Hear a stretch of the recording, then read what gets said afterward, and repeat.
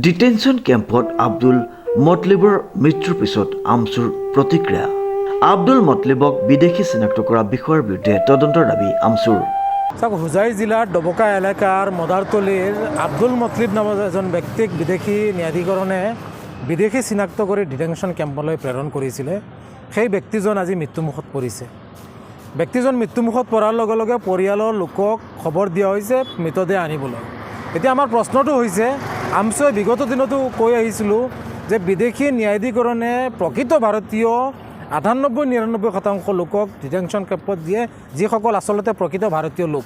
আৰু সেইটোৱে আজি প্ৰমাণ হৈছে যে এই ব্যক্তিজন জীয়াই থকা অৱস্থাত বিদেশী বুলি চিনাক্ত কৰা হ'লৰ মৃত হোৱাৰ পিছত সেই ব্যক্তিজন ভাৰতীয় বুলি চিনাক্ত কৰিলে সেই আৰক্ষীসকলে, আৰু আৰক্ষীসকলেই পৰিয়ালৰ লোকসকলক মৃতদেহ আনিবলৈ দিয়া হ'ল।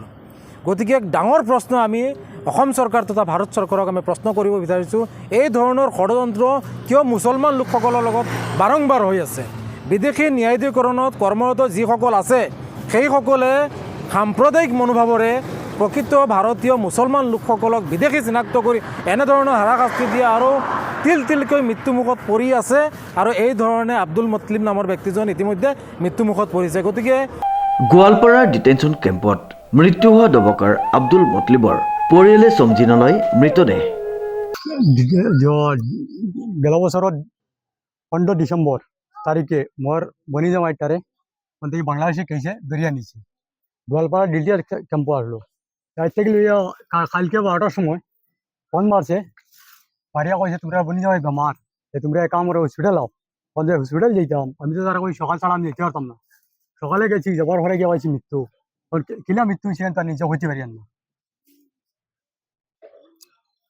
তখন যদি তো আসা বাংলাদেশি হইয়া থাকো, সেটা হে বাংলাদেশ ফাটাইতো। আর যদি বাংলাদেশি হয় না, তে ফুরুপ সে মানুষকে নিয়ে শাস্তি দিতে লাগি দে, তখন সরকারের কাছে আমরা আবেদন করি। বর্তমানে গুয়াহাটি জিএমসি আছে, আর কালকে রাতকে তারা লইয়া আসেন গুয়াহাটি জিএমসি তখন বেমার আনলাই না বাল আনলা তোকে নিজে হইতে পারিয়ান না। কিলা মল্লা এখানে তো হইতে পারি না, নিজে দেখছি না চোখে। তখন তারা কইছেন বেমার হয়ে যাচ্ছে, আনিছে তারা মারি উলায়, এখানে নিজেও হইতে পারিয়ান না। আর যদি বেমার আসতে তো আগে আমরা হইতো, তো আমরা দেখলাম মানে তোমরা মরা অনলাইন না দিতে যেত এখানে আমরা হইতে পারি না। এখন যদি বাংলাদেশি হইয়া থাকে কাম করে তার বাংলাদেশ লইয়া যাবে, আমরা ডেড বডি লাগে না। ডেড বডি আমরা কিতা করতাম, জিতা মানুষ হইলে কিমান আমরা যোগ দিত নিচে ওলা জিতা মানুষ দিয়ে আমরা গেছি মারি, যদি জিতা মানুষ দেয় না তার হে বাংলাদেশ ফাটাই দেব না। এখন আমরা কিতা করতাম ডেড বডি গুলি, সেদিন বাংলাদেশি পাইছে তো বাংলাদেশ ফাটাক তার বাংলাদেশ নিয়ে মাটি দেব। Abdul Matlib, Madartali 3 number ward. উল্লেখযোগ্য যে 4 মাহৰ পূৰ্বে ডিটেনশ্যন কেম্পলৈ নিছিল আব্দুল মতলিব নামৰ লোকজনক। বেমাৰ কি হৈছে এইটো মই নাজানো। আগত ইয়াত বেমাৰ আছে, ডাক্তৰ দেখাই পেলাই তো ভাল কৰিলে। আজি বেমাৰ কালি নাই, তো বেমাৰ চেমাৰ লৈ কিবা চব্জি কৰিলে আনি দিয়ে, ৰোজগাৰ কৰিলে, আকৌ বেমাৰ আবাৰ দাৱাই পানী কৰা, এইটোৱে তাৰ। এতিয়া তাৰিখত নিলে এইটো বালুজৰ কিবা লিংগা বিংগা খেতি কৰিলে, চব্জি আনি গেছে, ফোন কৰিলে বুলি মই তাৰিখত আব লাগে। খাই বই গা পা ধুই তুই তোর ডকুমেন্ট তারিখত আইবি। ও গল তারিখত তারিখ গেছে আর মানুষ নাহা নাই।